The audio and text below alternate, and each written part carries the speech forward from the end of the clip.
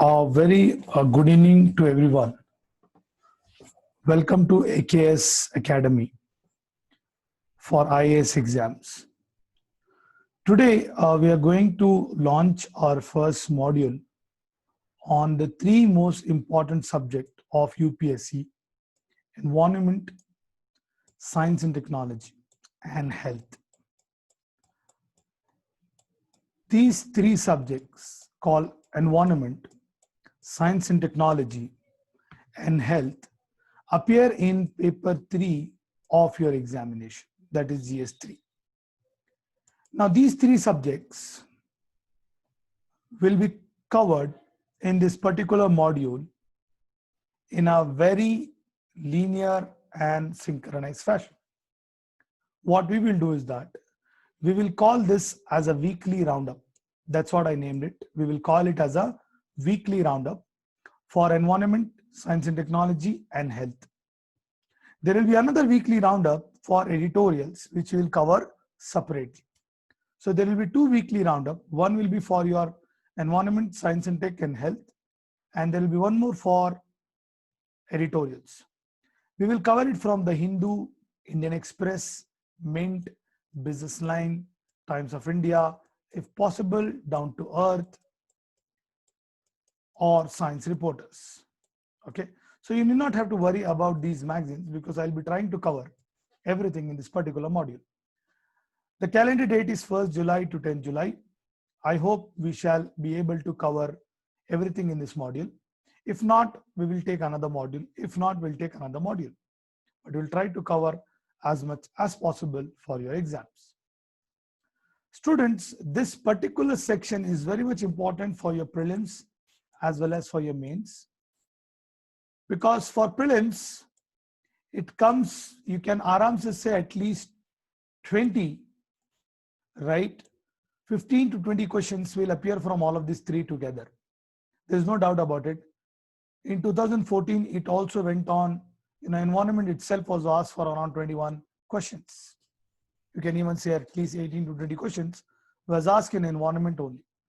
So there is no fixed pattern, but you can aram se expect combining it together three particular modules, three subjects, at least 20-25 questions, giving you a very straight 40 to 50 marks.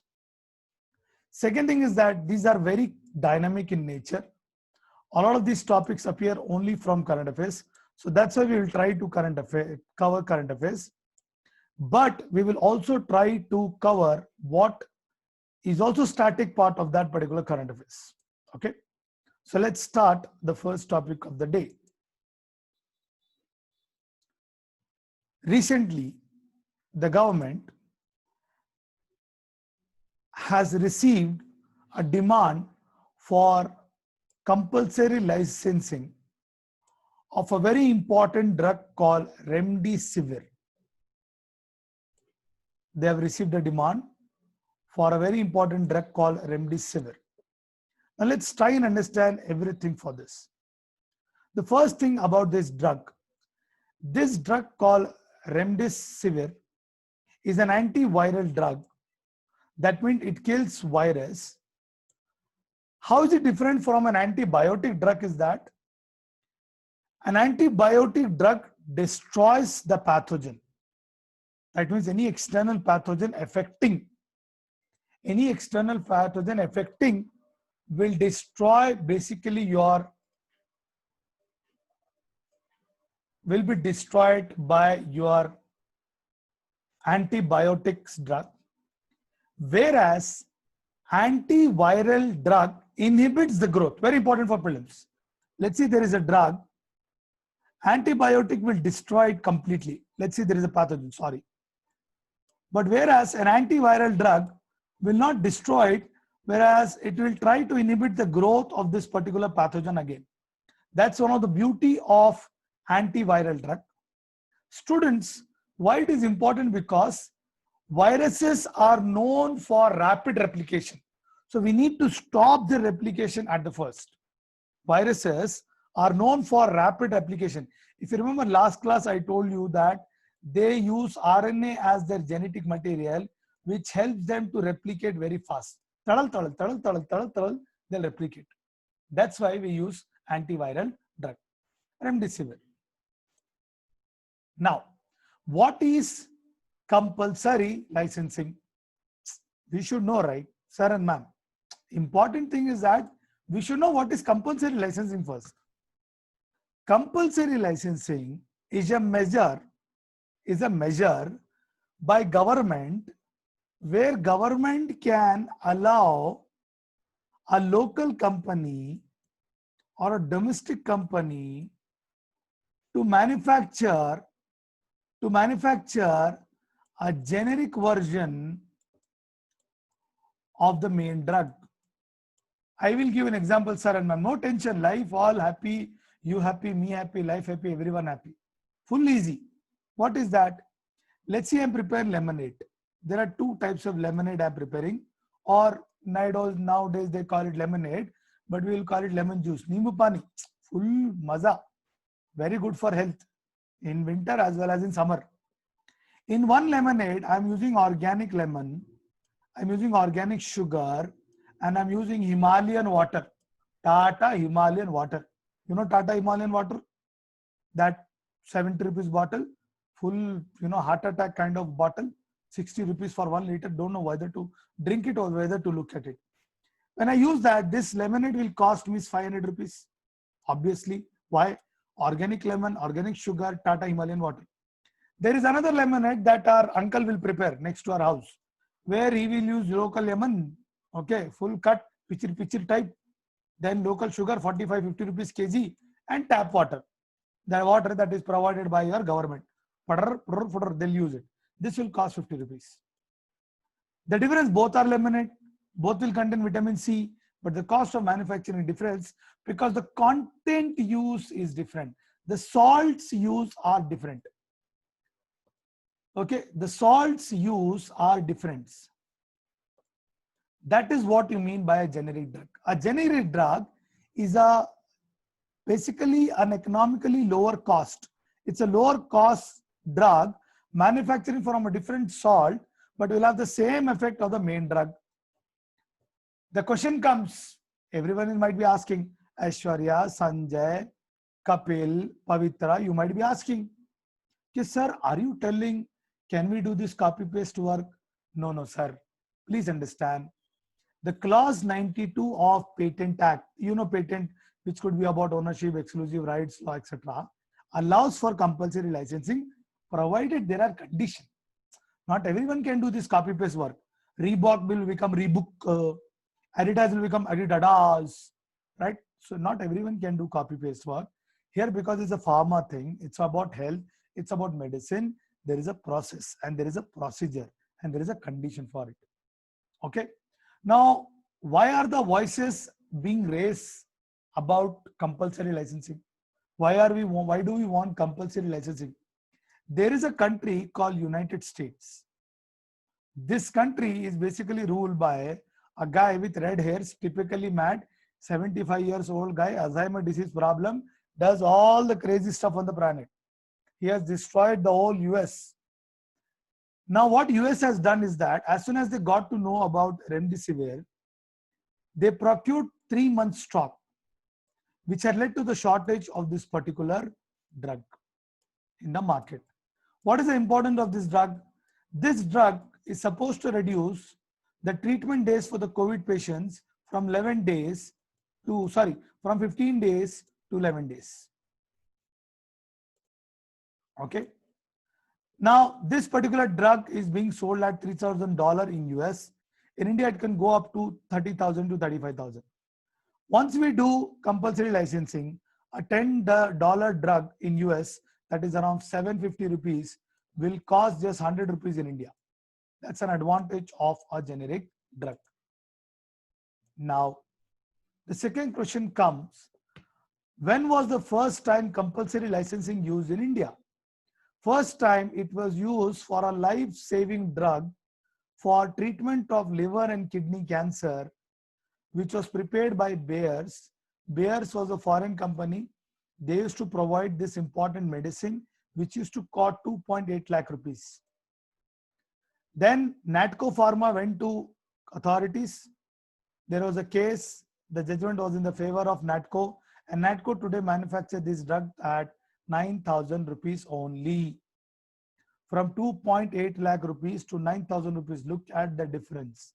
Look at the difference in the price of such an important life-saving drug.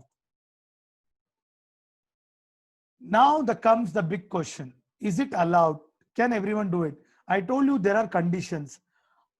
There are conditions. Under Indian Patent Act 1970, any person can make a request for a grant of compulsory license. But condition, it has to be expiry of 3 years. That means the drug has to be there in the market for 3 years. And the condition should also says that there is a public emergency in the system and the drug is not available to the public at affordable price. 3 years, not available to the public at affordable price. There is a demand and supply mismatch. Only then India can invoke Section 92 of Indian Patent Act and can grant for compulsory licensing of any particular drug. Is it illegal? In India, it is not illegal. In India, it is not illegal. But US has some concerns regarding this. They have gone to WTO against this. But till today, we have been able to do it. But unless and until the condition satisfies, condition number 1, it is very costly, not available to the public, and it is very important for public health emergency. Only when these conditions are provided, we can manufacture a generic version of a patented drug. Are we clear, sir and ma'am? Sir and ma'am? Very important. Also, sir and ma'am, please try to understand that compulsory licensing can also issued by suo motu. That means even if someone does not find an application, the controller, the drug controller on its own can decide that there is an extreme emergency and I need to grant a permission for the manufacturing of this drug in India. Then only we can manufacture. Am I clear? Am I clear? Very good. Very good. Full happy about you. Okay. So let's repeat the topic one more time. Just very important keywords. One is that the drug called remdesivir, antiviral. Okay. The compulsory licensing, Indian Patent Act 1970. Okay. And the generic version. If you remember these many keywords, you should be able to solve this topic in whatever way it will be asked in exam. You need to always remember keywords. Keywords are the key to clear this exam and to write in mains. It will help you for revision, help you to revise faster and a better manner. Now, I hope I'm clear. Okay, very good. Now, what is next? Sir, why are you doing time pass? Life is already difficult. Lockdown days, don't know how to reduce weight, can't go out, can't have out, no outing, no traveling, full on tension in house. You know how they are giving you almonds and all because you are writing UPSC exam and you are using that almonds and you are eating basically to watch movie. Everything is fine, sir. Life should be aram se. Live and let live and live. Coming to this topic, the second topic of the day, the second topic of the evening, called Sacting Century. What is it? Sacting Century. Now, what is Sacting Century? Why are we studying about it? I told you, sir. Remember, madam, I told you that we will study science and technology, health and environment. Just now we studied health. Now we have to study environment. We can mix it up. Not a big deal. All three will come in one paper only. This particular sanctuary called Sacting Wildlife Sanctuary is somewhere here. It is in a country called Bhutan. Please, people who don't know about Bhutan, there is a beautiful book called Geography Atlas. Open the atlas, do some, Mahurat and all, open it up, study, read the maps. Very, very important. 2 questions guarantee, sir and ma'am. 100% guarantee, sir. No doubt about it, sir. If it doesn't come, madam, you hit me, madam. Pakka 2 questions guarantee coming on the maps. So this is in Bhutan. Some people think Bhutan and Nepal are same. Please understand, Nepal is a different country. Bhutan is a different country. So Sakten Wildlife Sanctuary, China and Bhutan have a boundary disputes. They already had a boundary dispute because any country that China has boundary, there will be always a boundary dispute. There is no country, sir. Whichever country, because China, right? We will always do only, sir. They cannot leave us to happily living. They are not live, let live type people. There was already a boundary dispute, and recently they have started claiming this wildlife sanctuary in the eastern sectors. Now, this wildlife sanctuary is very close to Arunachal Pradesh. Please don't forget, please don't forget, China also claims certain part of Arunachal Pradesh. Okay, and now this is the first time they have started claiming this sanctuary, which is in the easternmost part, creating more issues. Creating more issues. Now, sir, please remember, China and Bhutan does not have any formal diplomatic relationship. Although Bhutan will not fight with China, very small country, very happy country, they follow a system called Gross Happiness Index, where they believe everyone in the country should be happy, majja life, full smiling life. That's why they cannot fight with China, but that also means there is no formal relationship between China and Bhutan. There is already boundary dispute. First of all, it was there with Dhokalam. Then now it was there with some upper northern part. And now it has come to this Satking Wildlife Sanctuary. Sir, a very important fact I'll tell you about Wildlife Sanctuary. Whenever a Wildlife Sanctuary comes for your exam, you should always remember any river flowing through it, any mountain near to it, the bordering states or the countries, and the animals. Okay, whatever the animals, flora and fauna, endangered, critically endangered, so you should know. Now this particular wildlife sanctuary is important for Bhutan because Bhutan believes that their mythological animal Yeti, it's a mixture of human and a bear. They have a belief that Yeti lives in these areas. So that's why they have declared that particular area as protected areas.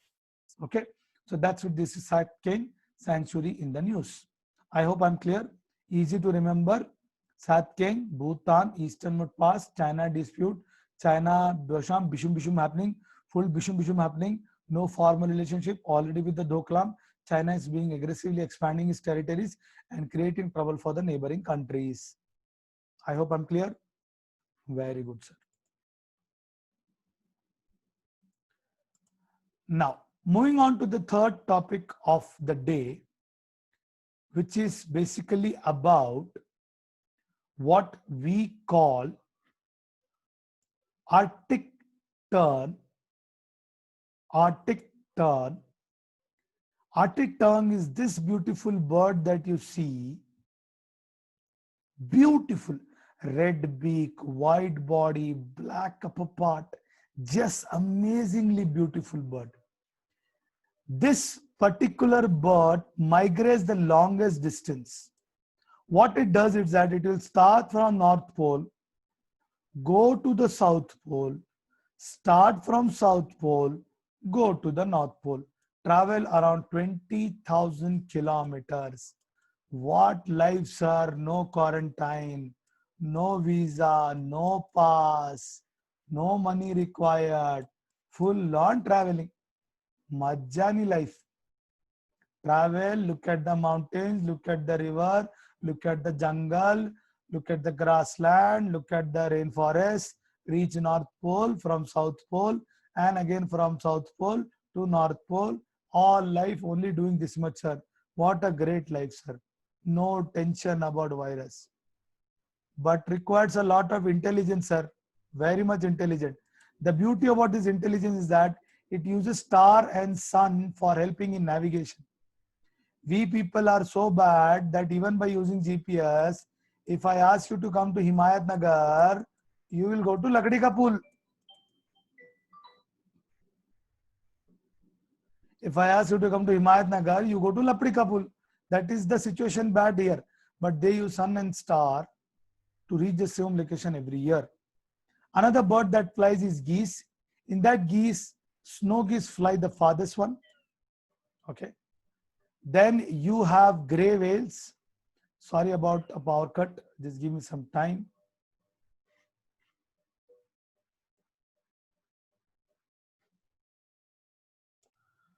Sorry, sir and ma'am, for that trouble, because some power cut issues are happening in my life. Full tension, sir. Quarantine, power problem, money problem, UPSC exam date problem. Don't know how many problems in life.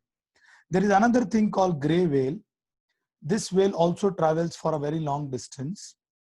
A very interesting fact I'll tell you, the potty of this whale is a very high quality perfume. If you are able to find 1 kg of the perfume, 1 kg of the potty of this whale, you will become richer than Anil Ambani. I'm not joking. You will become richer than Anil Ambani. Okay. So that's about this particular whale. Now going for the last topic of the day, called permafrost. And we will study about the permafrost of Arctic. Please look at this on your map. Where is Arctic? People still confuse between Arctic and Antarctic. What is happening is that you look at these vast, frozen lands. There's not just frozen mountains.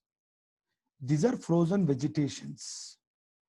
There's a lot of carbon below it. There's a lot of methane below it. There are trees of thousands of years that have been got settled here, and it has been frozen. So permafrost is a place which has been frozen for at least 2 years, completely frozen. The land is completely frozen. Now what is happening is that this particular Arctic permafrost, the permafrost that you see, sorry for the mistake, this is so vast that it is almost twice of the US's size, right? Covers your Siberia, Alaska region. And it is also very important for our global warming, for our global temperature. This permafrost is such an important thing that it has close to 1600 gigaton of carbon, twice the amount that is present in atmosphere. That means any disturbance in this permafrost will lead to disaster environmental causes. Now, what has happened is that because of the global warming, that means increase in the average temperature of the earth, there is a melting of this ice here, which in technical terms we call thawing of Arctic permafrost. So what do you mean by thawing of Arctic permafrost? Thawing is nothing but it is a situation where the ice here is getting melt, and which is also basically reducing your, this permafrost in this particular region. Now, why this permafrost is important for us? Please understand, I already told you, look at how it's getting melted now. You are able to look at the land. It might look beautiful for a while, but please understand, 1600 gigatons of carbon dioxide, which is basically got fixed here in this particular permafrost, will be releasing into the atmosphere. Not only that, methane gas will get released. Now, you heat the earth, the ice melt, and then after the ice melt, this carbon, methane also get released into the earth, again raise the temperature, eventually leading to an unstoppable cycle. The problem is so serious, if we do not stop the thawing of permafrost, we are basically increasing the global emission by at least 41%. So this is so important. So tomorrow in prelims, they ask you, okay, permafrost is only found in Ladakh, wrong. Permafrost is only found in Himalaya, wrong. Permafrost is only found in Arctic, wrong. Permafrost is only found in Antarctic, wrong. It is any region which has got completely frozen for at least 2 years. Okay. And then they say that melting of permafrost will lead to global warming, correct. Global warming will lead to melting of permafrost, correct. Does it contain methane? Correct. Does it contain carbon dioxide? Correct. Does it also change the albedo of the earth? That also correct. That it will also change the albedo of the earth. So today, in this module, we will stop it here and then we'll continue the next module, the more topics. We are keeping video short so that you should be able to enjoy and watch it. Please put any comment review about, the video, about the voice, about anything if you have, so that we should be able to improve. Do let me for any doubts. Take care. Goodbye. Stay safe. Wear mask. Maintain social distancing.